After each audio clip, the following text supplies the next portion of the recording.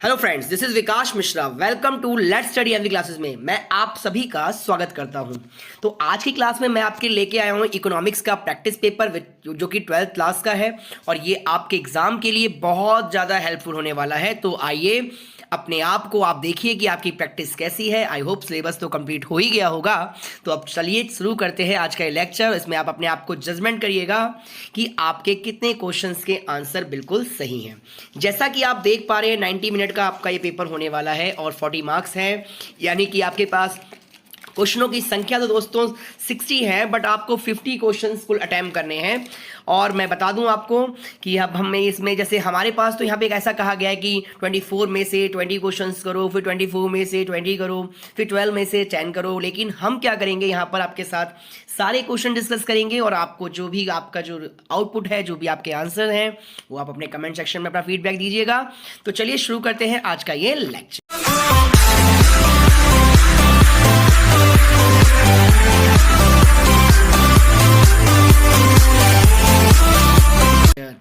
देखिए first question कहता है, हम बाइलिंगुअल चलेंगे दोस्तों।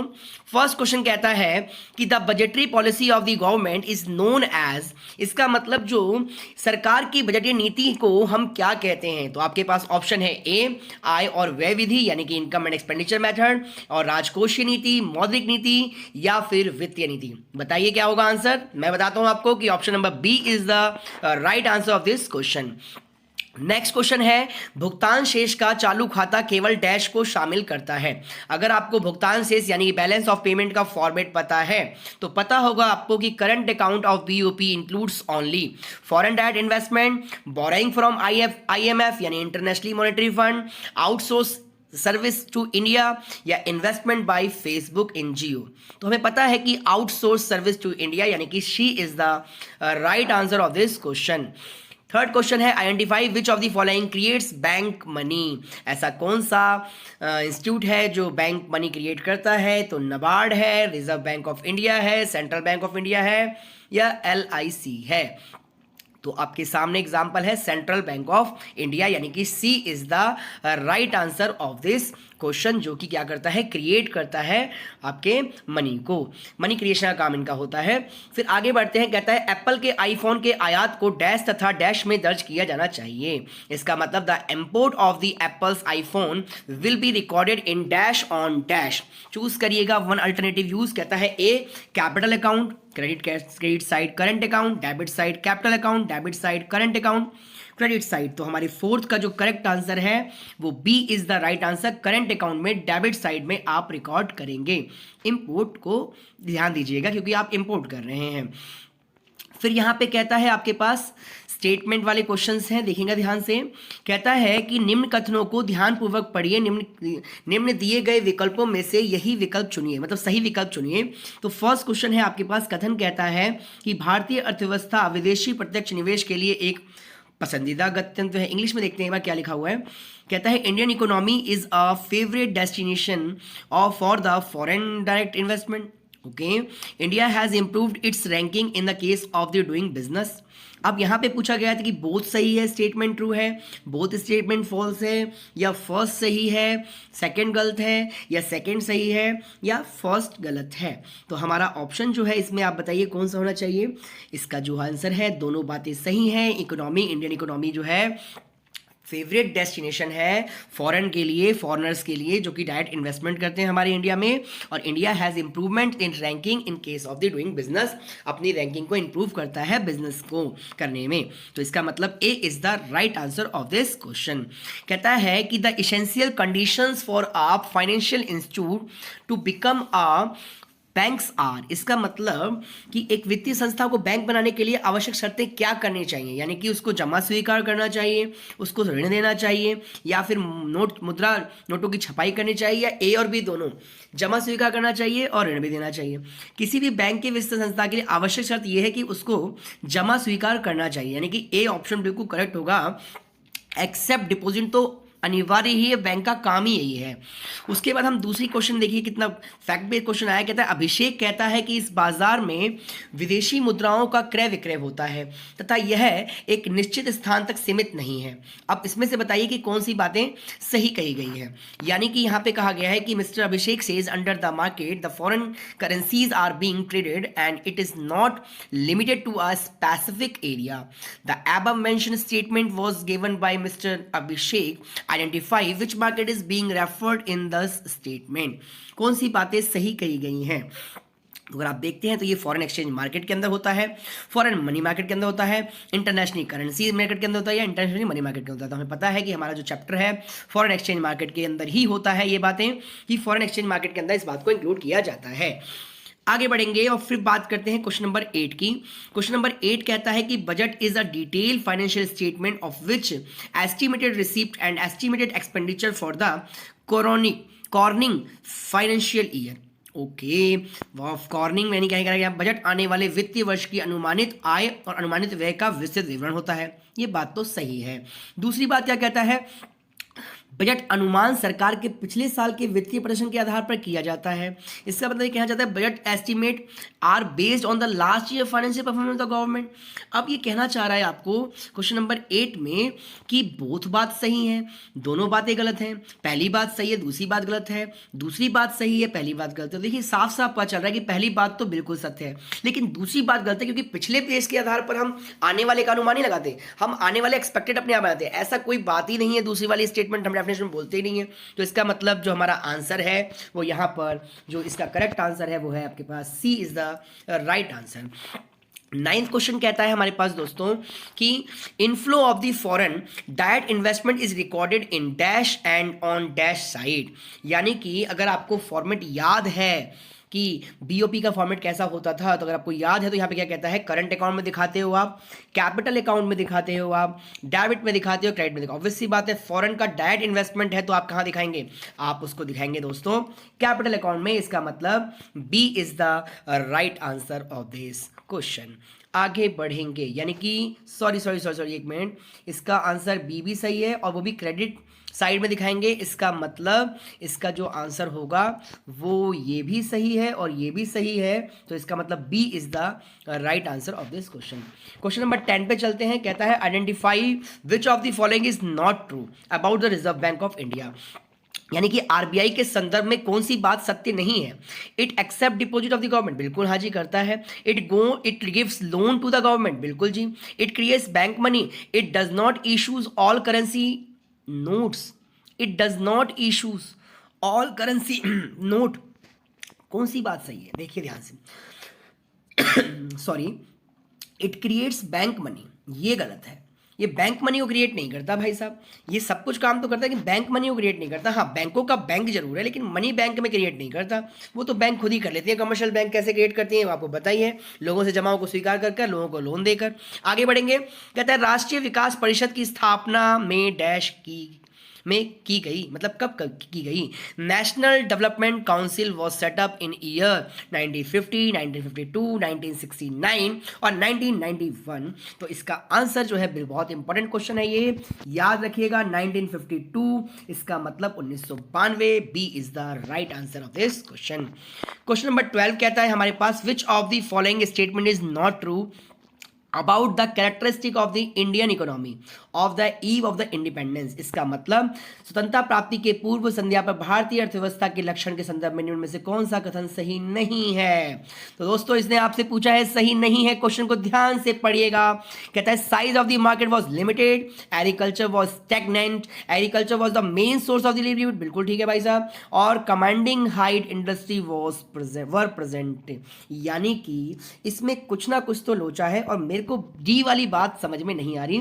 बिल्कुल भाई साहब size of the market was limited थी, ये तो बात सही है। एग्रीकल्चर था, एग्रीकल्चर का मेन सोर्स लिवलीहुड था, बिल्कुल बहुत बढ़िया सही है, लेकिन ये डी वाली बात को जज नहीं रही, यानी कि ये बात नहीं थी मेरे दोस्त। आगे बढ़ेंगे, क्वेश्चन नंबर 13 पे चलते हैं। कहता है find of the following is the not an alternative channel of the agriculture market. कहता है निम्न में से कौन वैकल्पिक कृषि विपणन का उदाहरण नहीं है। क्वेश्चंस को ध्यान से पढ़ना है, हमें नहीं वर्ड पे बिल्कुल फोकस करना है। अपनी मंडी और राइथू बाजार, हदसपुर मंडी या मदर डेयरी? तो देखिएगा ध्यान से, मदर डेयरी यानी कि D is the right answer of this question. Agriculture market का ये डी जो है ये ऑप्शन नहीं है, इसका मतलब डी हमारा ऑप्शन बिल्कुल सही है। 14 क्वेश्चन कहता है हमारे पास, निम्न कथनों को ध्यानपूर्वक पढ़िए और निम्न में से बताइए कौन सा विकल्प सही है। निर्धनता रेखा गरीबी तथा गैर गरीब में भेद करती है। अच्छा, यह गरीब तथा अति गरीब में भी भेद करती है, क्या बात है। यानी इंग्लिश में पढ़ते हैं, poverty line differentiates poor and non poor, it also differentiate poor और द पुअरेस्ट। इसका मतलब ये कह रहा है भैया, पूरी पहली बात तो मुझे सही लग रही है कि पॉवर्टी लाइंस डिफरेंशिएट करता है अमीर और गरीब के अंदर, लेकिन it also differentiate poor and poorest ये नहीं करता भाई साहब। तो यानी बी वाली बात तो कुछ जच नहीं रही, लेकिन पहली वाली बात तो बिल्कुल सही है। इसका मतलब हम कह सकते हैं कि C is the right answer of this question. आइए 15 क्वेश्चन पे चलते हैं। 15 क्वेश्चंस कहता है कि असर्शन और रीजन वाले क्वेश्चंस बहुत ही खतरनाक होते हैं, मतलब कहने की बात है, अगर आप ढंग से पढ़ेंगे तो खतरनाक तो कुछ भी नहीं है दोस्तों। कहता है repo rate is increase to control the money supply. Okay, बढ़ते हैं आगे। रीजन क्या कहता है, rationing of credit involves specifying the amount and purpose for which credit is to be given. क्या कहता है आपका आंसर, आपका दिमाग क्या कहता है बताइएगा जरूर। कहता है कि repo rate is increase to the control the money supply. Okay, देखते हैं भाई साहब, ये बात कह रहा है और कहता है बिल्कुल ये बात तो सही है। मनी सप्लाई को रेपो रेट क्या करता है, इंक्रीज कर दो तो मनी सप्लाई कंट्रोल हो जाती है। और rationing of the credit involves specifying the about the purpose of the which credit is given. B बात भी सही लग रही है, लेकिन बी बात जो है ना वो इसका एक्सप्लेनेशन नहीं है, ये बात तो गलत है। इसका मतलब B is the right answer होना चाहिए। Both A and R is true but R is not the correct explanation of A. बिल्कुल ठीक है। आगे बढ़ेंगे, क्वेश्चन नंबर 16 को देखते हैं। Before green revolution India use to import wheat from. Very good, question तो बहुत ही बढ़िया है। कहता है हरित क्रांति से पहले भारत डैश से गेहूं का आयात करता था। ऑप्शन है आपके पास ब्रिटेन, अमेरिका, जापान या रसिया। जल्दी बताओ दोस्तों क्या होना चाहिए इसका आंसर। तो 16 का आंसर है बी, बिल्कुल जी, अमेरिका से वो इंपोर्ट करता था।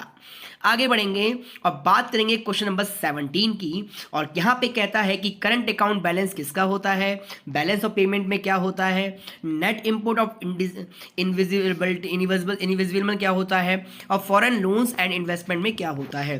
तो अगर आप ऑप्शंस देखें इसका तो क्या होना चाहिए बताइए, फटाक से जल्दी से बताओ मेरे दोस्त।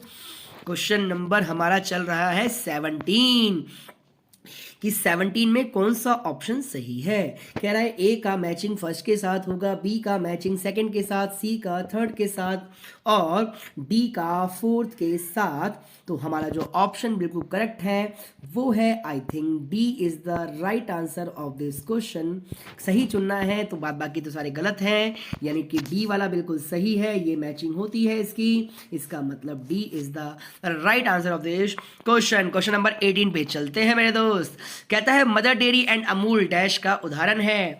मदर डेयरी और Amul are example of cooperative market, self help group, micro marketing या alternative channel of rural credit. Question number 18 का क्या होना चाहिए, तो ऑब्वियस सी बात है कोऑपरेटिव है, क्योंकि दोनों क्या कहते हैं, अमूल भी है और डेयरी भी है, दोनों मिलकर काम कर रहे हैं, कोऑपरेटिव है, प्राइवेट जी की बिल्कुल देखिए बिल्कुल एक बार ए इज द राइट आंसर, सहकारी विपणन बोलते हैं इसको। अगर हम 19 क्वेश्चंस की बात करें दोस्तों तो कहता है the expenditure on preventing medicine like awareness campaign against dengue malaria is an example of, fill in the blanks. Correct करेंगे, रेवेन्यू नेचर इनकम है, कैपिटल नेचर इनकम है, रेवेन्यू नेचर एक्सपेंडिचर है या फिर कैपिटल नेचर एक्सपेंडिचर है। बताइए क्या होना चाहिए। तो जनता क्या कह रही है, क्वेश्चन नंबर सी लॉक कर दिया जाए। वेरी गुड, बहुत बढ़िया। आगे बढ़ेंगे क्वेश्चन नंबर 20 पर। विच of the following is not associated with the poverty measurement.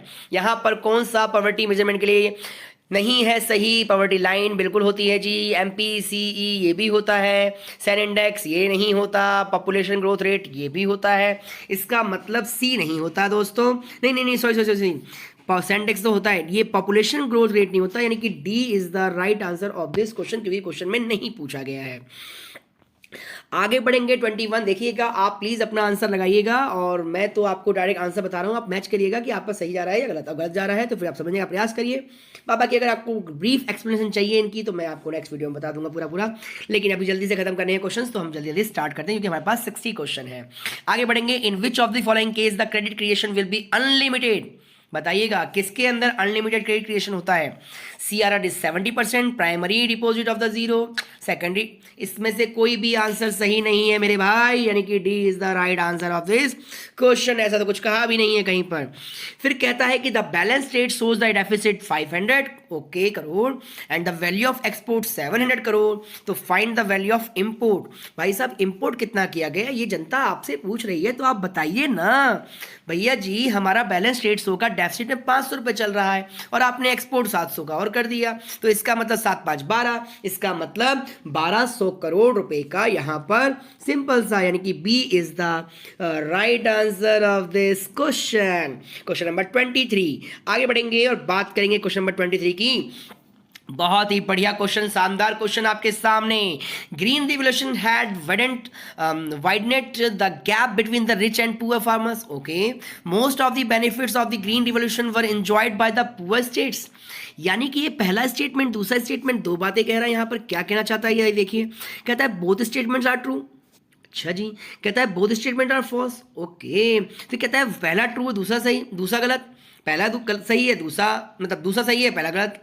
देखिए भाई साहब सही बता दूं मैं आपको, पहली बात तो सही है लेकिन दूसरी बात इसकी सही नहीं लग रही, क्योंकि ऐसा कहीं कुछ नहीं लिखा था कि most of the benefit green revolution were enjoy for the poor state. Enjoy the poor state के थोड़ी था ये भैया, ये तो गलत बात है। यहाँ पर तो हमारा इसका मतलब सी आंसर जो होगा वो क्या हो जाएगा दोस्तों, सही हो जाएगा। आगे बढ़ेंगे, अब बात करेंगे क्वेश्चन नंबर 24 की, और 24 क्वेश्चन हमसे कहता है India at the time of independence was dash of agriculture goods. India क्या करता था, नेट इंपोर्टर था, नेट एक्सपोर्टर था, रॉ इंपोर्टर था, या फिर गुड इंपोर्टर ग्रॉस इंपोर्टर था। तो आपको भी पता है, हर कोई बच्चा जानता है कि जब इंडिया इंडिपेंडेंट हो रहा था तो उस समय जो हमारा इंडिया था वो बहुत बड़े पैमाने पर अपने देश से दूसरे देश में माल को निर्यात करता था, यानी कि एक्सपोर्टर था। आपको पता होना चाहिए अगर आपने चैप्टर अच्छे से पढ़ा है तो। आगे बढ़ेंगे, क्वेश्चन नंबर 25 की बात करते हैं। क्वेश्चन नंबर 25 कहता है कि read the assertion and reason. Fix exchange rate is not volatile but floating exchange rate is volatile. Under fixed exchange rate the demand and supply foreign currency do not affect the exchange rate. क्या बात है भाई साहब, question में बड़ी खतरनाक बात बोली है। कहता है both A and R the reason true। कौन सा आंसर आपका यहाँ पर सही होना चाहिए, तो हम बात करते हैं यहाँ पर और देखते हैं कि हमारा कौन सा आंसर एक मिनट सही होना चाहिए। यहाँ पर तो हम डिस्कस करेंगे यहाँ पर आपके सामने कि both assertion A and R true, both A and R are true and reason R is correct, A R true not correct. मतलब यहाँ पे हमें पढ़ना है। अब बताइएगा हमारा कौन सा आंसर यहाँ पर सही होना चाहिए 25 का। बताइए जनता क्या कहती है। तो मैं बता दूं आपको कि इसकी दोनों ही एक्सप्रेशन बिल्कुल सही है और इसका मतलब A is the right answer of this question. 26 question है, suppose in an economy the initial deposit 5,000 crore and the reserve ratio is 10%. The total money bank created in will be economy will be। आपको formula लिखवाया था, अगर आपको याद है formula तो एक बार देख लेंगे। 26 का जो हमारा राइट आंसर होगा वो ए होगा दोस्तों। इसका मतलब A is the right answer of this question. 27 पे चलते हैं, आप निकाल लीजिएगा। कहता है कि read the assertion and reason. Total area of the cultivator had been decreased during the pre reform period 1950 और 1990 सॉरी। आगे बढ़ेंगे, रीजन कहता है due to use of the package policy the barren land was converted to the inusable land। आइए देखते हैं क्या कहता है। कहता है both A and R is reason correct, यानी कि बोथ ए एंड मतलब सही है, पहला दूसरा दोनों सही है, लेकिन आर इसका एक्सप्रेशन नहीं है। ए सही है, बी गलत है, या ए गलत है या बी सही है। तो 27 का तो हम बात करेंगे यहाँ का डी की, क्योंकि पहली बात ही गलत बोल दी उन्होंने और दूसरी बात बिल्कुल सही है मेरे भाई। क्वेश्चन नंबर 28 पे चलते हैं और बात करते हैं। कहता है identify the incorrect statement from the following. बताइएगा इनमें से कौन सी बात गलत है, यानी अशुद्ध है, सही नहीं लिखी, गलती है। कहता है operation flood is associated with the milk production. Okay, diversification of agriculture is playing an important role in rural development. Self help groups are under non-institutional rural credit. A micro credit system has been reduce the gap between the bank and rural borrowers. यानी कि आपकी इन चारों में से कौन सी बात सही नहीं है? तो इसका मतलब 28 का जो हमारा सही आंसर है वो सी है, क्योंकि ये बात कहीं ना कहीं सत्य नहीं कह रहा।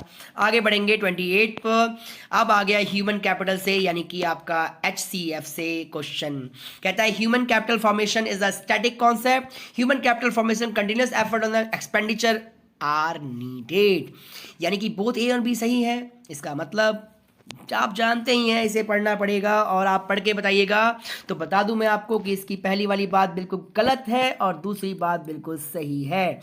Human capital is not a static concept. याद रखिएगा इस चीज को, क्योंकि ह्यूमन कैपिटल की वजह से ही क्या होता है दोस्तों, फिजिकल कैपिटल क्या होती है, फिजिकल कैपिटल फॉर्मेशन क्या होता है, उसका ग्रो अप होता है। क्योंकि अगर ह्यूमन कैपिटल यानी स्किल और डेवलपमेंट ये सब चीज़ें नहीं होगी, स्किल नहीं होगी, एजुकेशन नहीं होगा, तो फिर भैया मशीनों का क्या करेंगे और बिल्डिंग किस काम की, अगर ह्यूमन कैपिटल ही नहीं होगी तो। आगे बढ़ेंगे क्वेश्चन नंबर 30 पे आते हैं। मैचिंग करना है हमें यहाँ पर। बताइएगा कि 20 पॉइंट प्रोग्राम कहाँ आया था, मनरेगा क्या है, जनधन योजना कब आई थी और पॉवर्टी डाटा। यहाँ पे तो मैचिंग कर रखा है। क्या ए का फर्स्ट सही है, बी का सेकंड, सी का थर्ड और डी का फोर्थ, कौन सा सही है? तो पॉवर्टी डाटा कब आया? तो आपसे क्वेश्चन नंबर पूछा गया है 30। तो 30 का जो हमारा करेक्ट आंसर है दोस्तों वो है सी, क्योंकि जनधन योजना जो थी वो मोदी जी लेके आए थे 2014 में। इसका मतलब C is the right answer of this question. आगे बढ़ेंगे क्वेश्चन नंबर 31। कहता है identify which of the following statement given below is not true. Wow, very good. Question में नॉट ट्रू बोला है मेरे भाई, ध्यान से देखना। रिगार्डिंग द पॉवर्टी पूछ रहा है कि पॉवर्टी के बारे में कौन सी बात यहां पर सत्य नहीं है। कहता है poverty data is collected by the NSSO। ओहो, poverty data is published by the planning commission. Planning commission poverty is defined as the basis of the poverty line for the rural area. The calories consumption is 2100। भैया साफ साफ दिख गया, D वाली बात गलत है, क्योंकि 2100 तो हमने पढ़ा ही नहीं था, हमने तो कुछ और ही पढ़ा था। अगर याद है तो आप कमेंट सेक्शन में बताइएगा कि हमने आपको क्या बताया था। आगे बढ़ेंगे क्वेश्चन नंबर 32 पे चलते हैं। 32 कहता है during the economic reform period the growth of the service sector is more than the. Growth जो है वो किससे ज़्यादा बेटर है? Primary sector, manufacturing sector, agriculture, all of the above. तो क्वेश्चन नंबर 32 का तीनों ही बातें चाहे सही हैं, इसका मतलब ऑल ऑफ द एबव, तीनों चीज़ें होंगी तभी तो ग्रोथ होगा जी। आगे बढ़ेंगे क्वेश्चन नंबर 33 पर चलते हैं दोस्तों। 33 क्वेश्चन हमारा कहता है आपके सामने आपकी स्क्रीन पर। तो चलिए देखते हैं 33 क्वेश्चन क्या कहता है। कहता है during the British rule agriculture production and productivity was very low. बिल्कुल सही बात लग रही है ये तो। British government had made investment in the terrace farming and irrigation facility. ये बात भी सही लग रही है। आइए देखते हैं क्या है हमारा आंसर 34 का। तो कह रहा है ए एंड बी दोनों शुरू। हाँ बिल्कुल बिल्कुल बिल्कुल बिल्कुल मेरे भाई। 33 का क्वेश्चन नंबर ए तो सही है, लेकिन मेरे दोस्त बी बात कहीं ना कहीं गलत है, यानी कि इसका रीजन सही नहीं है। इसका मतलब C is the right answer of this question. Assertion तो सही है, लेकिन इसका जो रीजन डाला है वो गलत डाला है, ये गलत है, यानी सी बात इसका सी आंसर होगा। 34 क्वेश्चन पे चलते हैं। 34 क्वेश्चन क्या कहता है?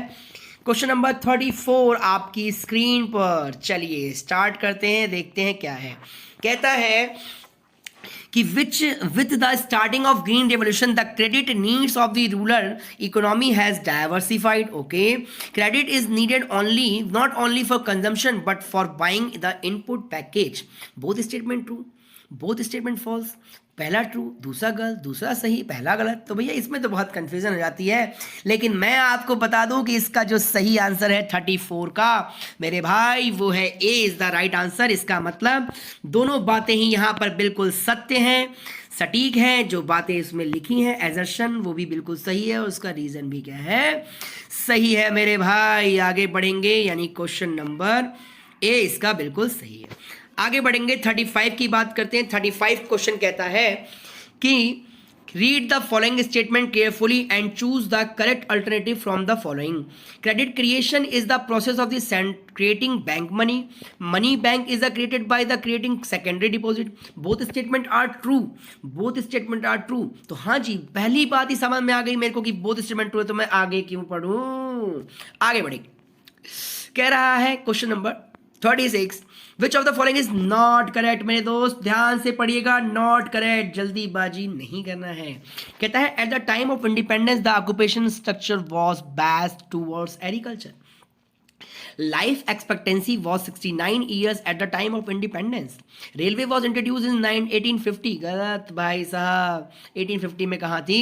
और ये बात याद रखना है आपको, says canal was open in 1869। तो कौन सा आंसर सही है? 36 का। 36 का करेक्ट ऑप्शन चूज करना है। अच्छा, नॉट करेक्ट चूज करना है आपको, सॉरी। तो नॉट करेक्ट चूज करना है, तो इसका मतलब आपका 36 का बी आंसर सही होगा, क्योंकि जो एक्सपेक्टेंसी थी वो 69 ईयर नहीं थी, यानी कि ये वाला आपका गलत आंसर है। बाबा की 1850 में आपका रेलवे वॉज इंट्रोड्यूस किया गया था, और जो स्वेज नहर है उसकी भी स्टार्टिंग 1869 में हुई थी। ये बात बिल्कुल सत्य कही गई है। आगे बढ़ेंगे, क्वेश्चन नंबर हमारा आएगा अब 37। आइए 37 क्वेश्चन पे चलते हैं। 36 हो गया था, 36 हो गया, हाँ जी 37 पे चलते हैं। 37 क्वेश्चन करता है कि when goods and services are imported from the rest of the world, they are recorded in the capital account of the balance of payment. These imports reduce the demand of the domestic goods and services. Both बात सत्य है, पहली बात सत्य है, दूसरी बात गलत है। तो कौन सा सही लग रहा है आपको? 37 का डी आंसर बिल्कुल सही होगा दोस्तों, क्योंकि ए बात तो बिल्कुल सही नहीं है, लेकिन बी बात इसकी बिल्कुल सही है। मैं आपको एक्सप्लेनेशन नहीं दे पा रहा हूँ अभी पूरे क्वेश्चंस की, क्योंकि मेरे पास क्वेश्चन ज़्यादा है दोस्तों, और वीडियो फिर ज़्यादा लंबी हो जाएगी, तो इसीलिए मैं नहीं बता रहा हूँ आपको। अगर आप चाहते हैं तो मैं अलग से आपको वीडियो बना के दे दूंगा। चलिए आगे बढ़ते हैं। डैश एंड डैश, सॉरी यार ये भी प्रॉब्लम ही है। कहता है dash and dash are the, sorry dash and dash, question हमारा था 38 dash and dash are not issued by the RBI. आपको भी पता है कि आरबीआई 1 रुपीज़ नोट और 1 रुपये का सिक्का जारी नहीं करता। इसका मतलब यहाँ पे हमें आंसर दिख गया है कि इसका फर्स्ट आंसर होगा, यानी कि 38 का ए इज द राइट आंसर। आगे पढ़ेंगे ही नहीं, आगे बढ़ेंगे और बात करेंगे क्वेश्चन नंबर 39 की। क्वेश्चन नंबर 39 क्या कहता है? क्वेश्चन नंबर 39 कहता है हमसे कि टाइम 39, क्वेश्चन नंबर 39 क्या कहता है? क्वेश्चन नंबर 39, आगे बढ़ेंगे। 30 मिनट की आपकी ये वीडियो हो जाएगी, मुझे लगता है कि सेकंड पार्ट लेके आना पड़ेगा। तो हम 40 क्वेश्चन करते हैं, उसके बाद 20 क्वेश्चन सेकंड पार्ट में डिस्कस करेंगे, ठीक है? नहीं तो वीडियो ज़्यादा लंबा हो जाएगा, ठीक है दोस्तों। 39 क्वेश्चन कहता है कि both assertion A and R is true, reason R is the correct explanation of ए।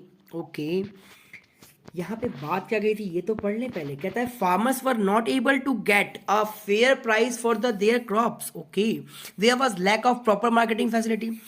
पहली बात क्या है और दूसरी बात क्या है? अब देखा जाए तो दोनों बातें बिल्कुल सही है, क्योंकि फार्मर्स को मार्केट की फैसिलिटी नहीं मिल रही थी और उनको फेयर प्राइस पर क्रॉप्स भी उपलब्ध नहीं थे, और ये बात बिल्कुल सत्य है। इसका मतलब जो हमारा आंसर होगा दोस्तों वो होगा A is the right answer of this question. आगे बढ़ेंगे, क्वेश्चन नंबर